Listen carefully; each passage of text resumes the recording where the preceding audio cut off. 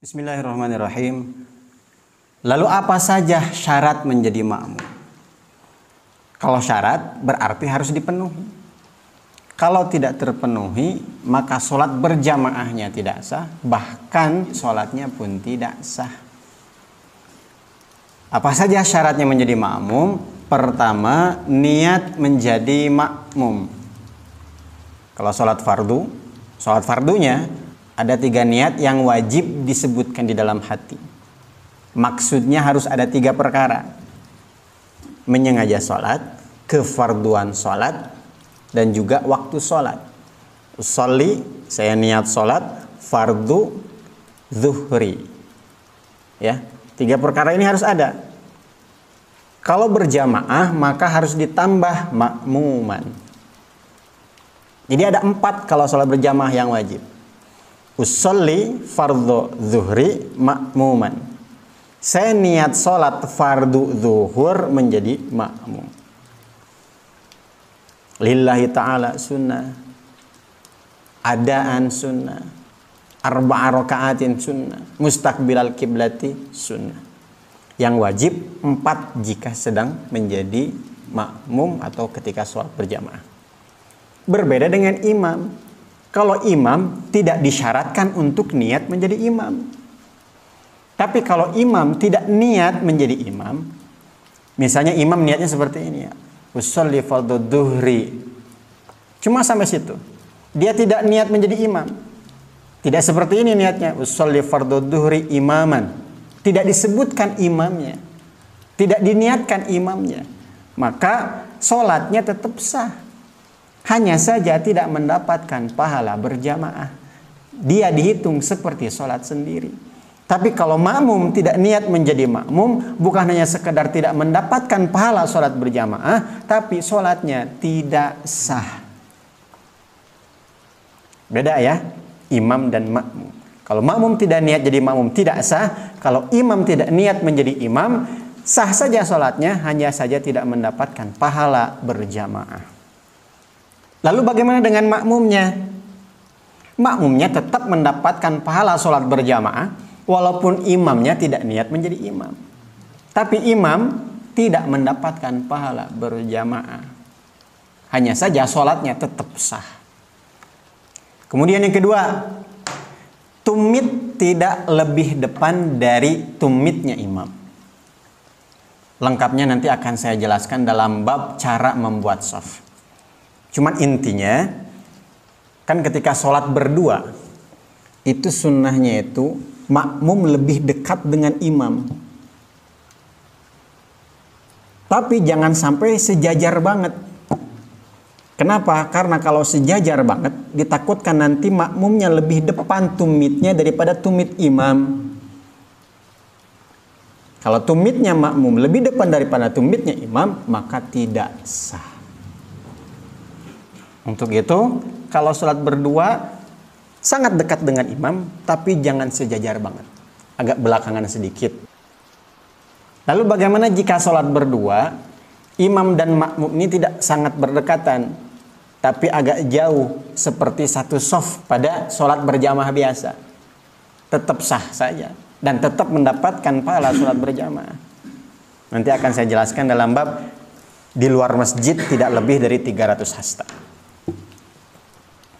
Kemudian syarat yang ketiga, tidak mendahului 2 rukun fi'li. Imam masih berdiri, dia sudah ruku. Dia sudah i'tidal. Kalau imam berdiri, dia i'tidal, sudah batal. 1, 2. Kalau 1 rukun bagaimana? Kalau 1 rukun fi'li, maka hukumnya haram. Imam masih berdiri, dia sudah ruku, Allahu Akbar. Kemudian imamnya, Allahu Akbar. Dia dihukumi haram, berdosa. Ketika i'tidal, dia mendahului imam lagi. Sami'allahu liman hamidah, baru imam. Jadi seakan-akan dia imamnya. Sah tidak sholatnya? Sah. Karena tidak mendahului 2 rukun fi'li secara berurutan. Ini hanya sekedar 1 rukun fi'li saja. Ketika mau sujud, dia lagi duluan. berarti setiap gerakannya dia terus mendapatkan haram. Sholatnya tetap sah, tapi kalau terus-terusan karena terus mendapatkan haram, dosa, nanti sholatnya itu pahalanya malah habis sama dosanya. Nanti pas ditimbang ternyata dosanya lebih besar daripada pahalanya. Kenapa? Karena dia selalu mendahului imam, mendahuluinya satu kali atau satu rukun. Beberapa rukun memang tapi tidak berurutan. Kalau berurutan itu imam berdiri, dia sudah ruku, dia sudah i'tidal, baru ini batal sholatnya. Berbeda jika seseorang ini mendahului takbiratul ihram, maka tidak sah sholatnya. Kenapa? Karena dia mendahului sholatnya imam, bukan mendahului rukun. Atau dia mendahului salamnya imam. Kenapa? Karena dia mendahului selesai sholat daripada imam. Kalau mendahului takbiratul ihram, walaupun hanya sekali, dan juga mendahului salam, maka ini tidak sah sholatnya. Kemudian yang keempat, tidak tertinggal 2 rukun fi'li. Bagi orang normal, ini rukun fi'li yang biasa. Dia masih berdiri, imam sudah ruku. Tertinggal belum? Belum. Berbeda kalau makmum yang mendahului, itu dianggap sudah mendahului imam satu rukun. Kalau dia posisinya makmum, imam ruku, ini belum tertinggal satu rukun. Kenapa? Karena memang itu waktunya. Ketika imam i'tidal baru disebut tertinggal satu rukun. Ketika imam sujud maka dia tertinggal 2 rukun dan itu menyebabkan sholatnya batal. Ini bagi orang normal. Tapi bagi orang yang berhajat, orang yang darurat, siapa itu? Orang yang masih lambat bacaan Al-Fatihahnya karena dia baru belajar misalnya. Maka dia tidak tertinggal 2 rukun fi'li yang panjang. Seperti yang sudah saya jelaskan sebelumnya. Yaitu apa? Ruku dan sujud. I'tidal dan duduk antara 2 sujud tidak dihitung. Artinya bagi orang yang lambat bacaannya karena darurat, karena hajat bagi dia baru belajar agama, maka jangan sampai imam ini masuk ke rukun sujud yang kedua. Dia berdiri, imam ruku, Allahu Akbar, belum tertinggal nih. Sami Allah liman hamidah, Allahu Akbar, sujud, berarti dia baru tertinggal 1 rukun fi'li, yaitu ruku. Allahu Akbar. Ya. Kalau sujud lagi, maka dia tertinggal 2 rukun fi'li. Artinya bagi orang yang darurat, jangan sampai imam sampai kepada sujud yang kedua. Paham ikhwan? Atau contoh lain, imam sudah sujud kedua, dia masih i'tidal. Bagi orang normal, berarti imam sujud belum tertinggal nih. Allahu Akbar, Rabbighfirli, 1 rukun, sujud yang kedua 2 rukun. Kemudian yang kelima, mengetahui perpindahan imam atau perpindahan gerakan imam. Bisa dengan melihat atau mendengar suara imam. Kalau jauh, dia mendengar suara speaker. Atau jauh, suara imam tidak terdengar dan masjidnya tidak menggunakan speaker. Yang penting dia tahu gerakan imam dari siapa? Dari gerakan makmum-makmum yang ada di depannya. Biasanya kalau masjid yang 2 lantai, di lantai keduanya itu ada speaker. Apalagi masjid yang besar. Ini kondisinya jika mati lampu. Listriknya mati. Speakernya tidak terdengar ke lantai bawah, biasanya basement, atau lantai atasnya. Jadi satu ruangan itu tidak mengetahui gerakan imam, maka sholatnya tidak sah. Jadi harus tahu perpindahan gerakan imam. Caranya bisa melihat Caranya bisa melihat soft depannya, mendengar suara soft depannya, atau mendengar suara speaker, atau melihat biasanya ada TV besar. Semuanya bisa, yang penting tahu gerakan imam. Kemudian yang keenam, tidak terhalang kalau di luar masjid. Tapi kalau di dalam masjid, walaupun terhalang sama tembok, terhalang sama pintu, itu tetap sah. Misalnya ada masjid 2 lantai. Lantai kedua itu tidak ada lubangnya di depan. Jadi betul-betul seperti rumah biasa. Cor semua.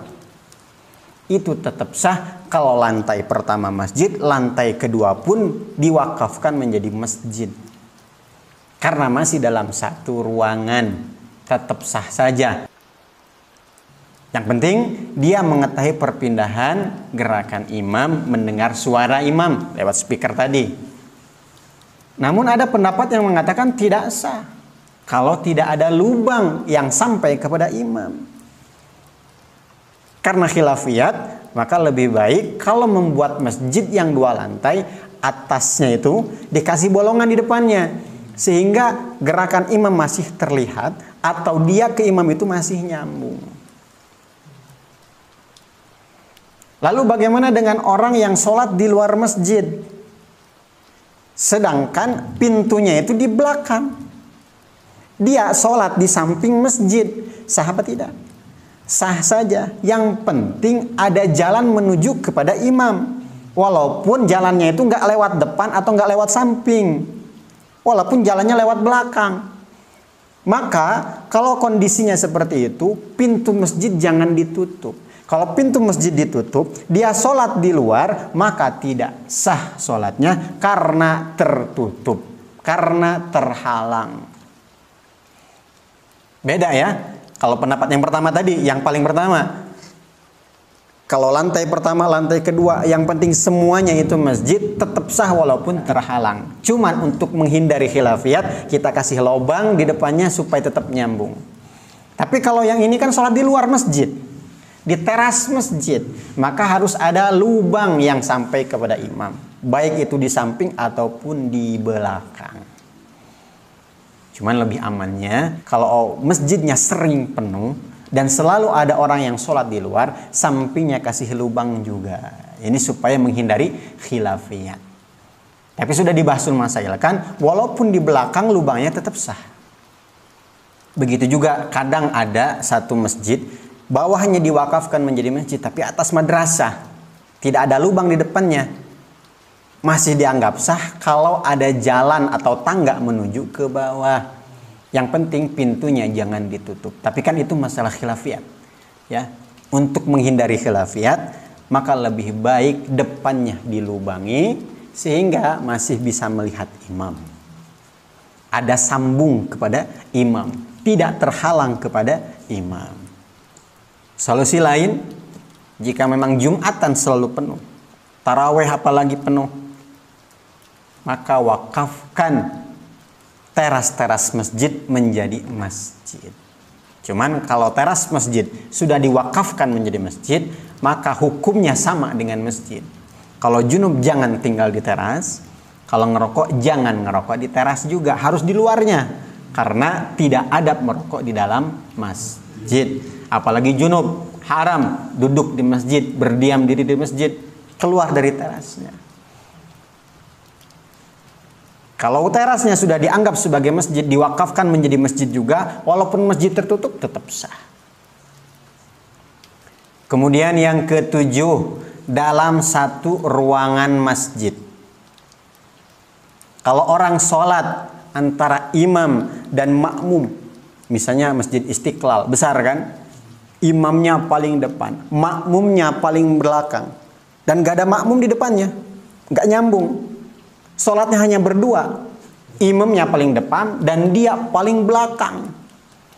Tapi masih dalam satu ruangan, yaitu masjid. Ini tetap sah. Walaupun sangat berjauhan. Hanya saja, kalau sholat berdua seperti itu nggak mungkin pakai speaker kan. Otomatis dia tidak mengetahui perpindahan imam. Ininya yang menyebabkan tidak sah. Artinya bagaimana? Kalau orang sholat berdua, ini imam, ini makmum, agak berjauhan. Misalnya ini satu shaf nih, ini imam di sini, makmum di sini, cuma berdua, itu tetap sah. Masih mendapatkan pahala sholat berjamaah. Depan dan belakang saja masih sah, apalagi cuma satu shaf. Cuman baiknya, afdolnya kalau sholat berdua itu saling berdekatan, sehingga imam tuh tahu gerakan makmum. Jadi bagusnya kalau sholat berdua itu imamnya di sini, makmumnya di sini. Ujung jari kaki makmum ini sejajar dengan tumit imam, itu afdolnya. Jangan sangat sejajar, karena kalau imam dan makmum sejajar, ditakutkan nanti tumit makmum lebih depan dari imam pada saat rakaat kedua misalnya agak bergeser. Ini menyebabkan sholat makmum tidak sah. Imam tetap sah, tapi makmum tidak sah. Ini kalau di dalam masjid, imam paling depan, makmum paling belakang, dan tidak ada penghubung dengan makmum-makmum yang lain, tetap sah kalau dalam satu masjid. Tapi kalau di luar masjid, ini tidak sah kalau sangat jauh. Paling jauh itu 300 hasta atau 144 meter. Jauh lumayan. Misal dalam sholat id, imam, makmum laki-laki banyak kan? Dari makmum laki-laki kepada makmum perempuan ini biasanya agak jauh. Nah, pemisah antara makmum laki-laki dan makmum perempuan ini jangan lebih dari 144 meter. Tapi kan jarang. Biasanya hanya sekedar 10 meter atau 20 meter. Tapi kan kadang-kadang panitia merencanakan takutnya nanti peserta sholat id ini banyak. Akhirnya sop laki-laki sekian, sop perempuan agak sekian. Ternyata sop laki-lakinya sedikit. Nah, kalau makmum laki-lakinya sedikit, otomatis nanti kesininya agak jauh ke makmum perempuan ini. Nah, yang kosong ini jangan sampai lebih dari 144 meter. Kalau di tengahnya ada sungai, terputus oleh sungai, sah tidak? Sah. Karena jauh sungai ini tidak sampai 144 meter. Mafhum ikhwan? Pahami ya? Kalau di luar masjid tidak lebih dari 144 meter atau 300 hasta. Jadi kalau jaraknya segini, imam di sini, makmum di sana. Ini paling jaraknya 10 meter. Baik di dalam masjid ataupun di luar masjid tetap sah. Yang penting mengetahui perpindahan imam melalui suara atau gerakannya. Kemudian yang ke-8, mencocoki imam. Imam tasyahud awal, maka makmum wajib ikut tasyahud awal. Jika imam lupa tidak tasyahud awal, langsung berdiri ke rakaat ketiga, maka makmum wajib ikut berdiri. Gak boleh tasyahud awal. Kalau berbeda, imam ke rakaat ketiga, makmum malah tasyahud awal, gak mau ngikutin imam, maka makmum sholatnya batal. Bukan hanya sekedar tidak mendapatkan sholat berjamaah, sholatnya batal.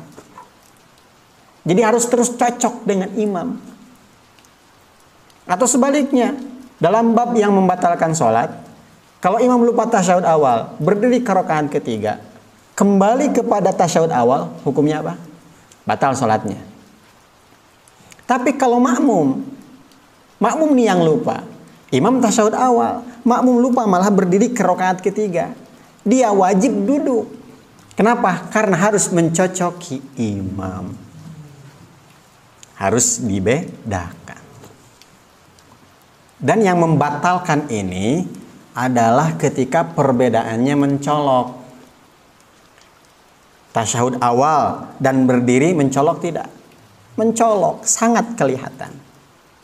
Maka wajib harus cocok. Tapi kalau perbedaannya tidak mencolok, ini tidak membatalkan dan tetap sah sholat berjamaahnya. Contohnya yang tidak mencolok apa? Imam kunut, makmum tidak kunut. Ini tidak mencolok. Kenapa hanya perbedaan doa? Karena angkat tangan adalah sunnah di dalam kunut.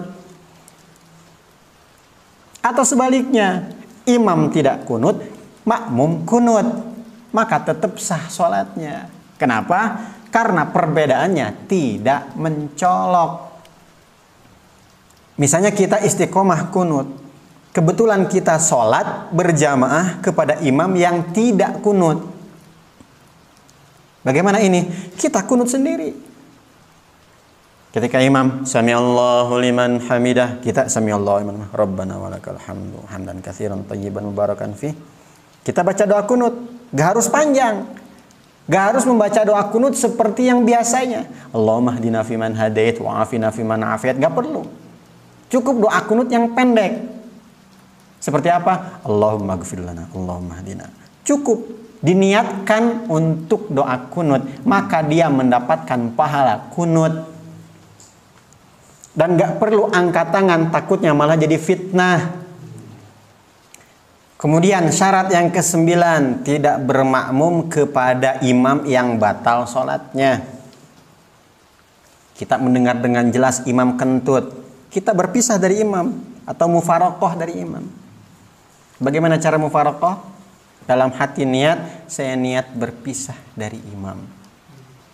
Atau kita tahu persis melihat ada cecak yang buang kotoran ke bajunya imam dan kita melihat pas di belakang imam. Maka imam sholatnya batal, membawa najis. Kita langsung mufarokoh. Kemudian yang ke-10, syarat menjadi makmum adalah tidak bermakmum kepada yang sedang jadi makmum. Dan ini sudah saya jelaskan dalam bab syarat menjadi imam. Dia tidak sedang menjadi makmum. Dan makmum tidak boleh bermakmum kepada makmum. Contohnya ini imam, ini makmum. Kita datang bermakmum kepada makmum. Bukan bermakmum kepada imam yang ini, tapi bermakmum kepada yang sedang jadi makmum, ini tidak sah. Kecuali jika makmum sudah berpisah dari imam, seperti dia nambah rakaat sedangkan imam sudah selesai sholatnya. Kalau yang 10 ini tidak terpenuhi, maka sholatnya tidak sah. Bukan hanya sekedar tidak mendapatkan pahala sholat berjamaah, tetapi sholatnya tidak sah. Harus diulangi. Minggu-minggu yang dulu kita pernah membahas apa saja yang membatalkan sholat. Berarti sekarang kita membahas apa yang membatalkan sholat ketika sholat berjamaah, yaitu syaratnya tidak terpenuhi. Jadi kalau ini tidak terpenuhi, maka sholatnya tidak sah. Mafhum ikhwan? Mudah-mudahan Allah Subhanahu wa taala pahamkan kita semuanya. Yang betulnya dari Allah Subhanahu wa taala, yang salahnya dari kebodohan saya, kekurangan saya. Wallahu a'lam bishawab. Kita tutup dengan doa kifaratul majlis. Subhanakallahumma wa bihamdika asyhadu an la ilaha illa anta astaghfiruka wa atubu ilaik. Wassalamualaikum warahmatullahi wabarakatuh.